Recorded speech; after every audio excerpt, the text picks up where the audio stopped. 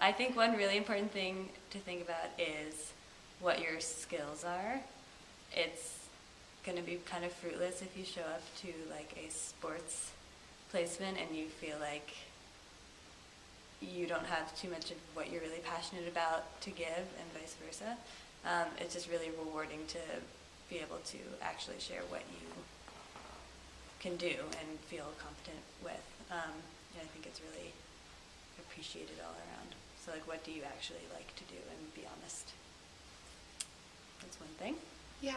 I think another thing to think about is what you want to get out of your service learning experience.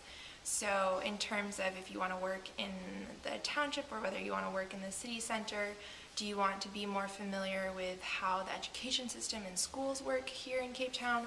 Or would you like to become more familiar with kind of nonprofit organizations and how those are run? I think realizing ahead of time or thinking about ahead of time what you would like to get out of your service learning experience is really helpful in the long run.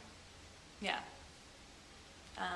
Yeah, certainly location is really important. If you're going to be disappointed if you don't sort of get to understand what life is like in the townships, be honest about that. It's really interesting, but there's obviously a lot you can do outside of that too. If you don't have any experience in a place like a township and it makes you nervous, I would say try to go to a township, because it's worth it. That nervous feeling is growth waiting to happen.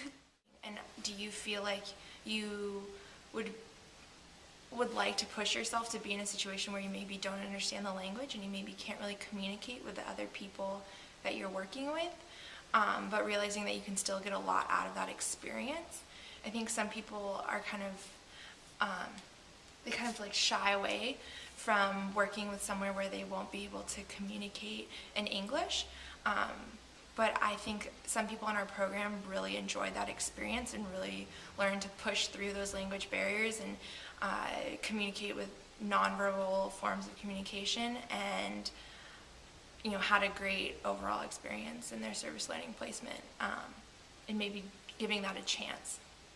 I guess the last thing that might not seem fully obvious is think about how many other volunteers you want around you.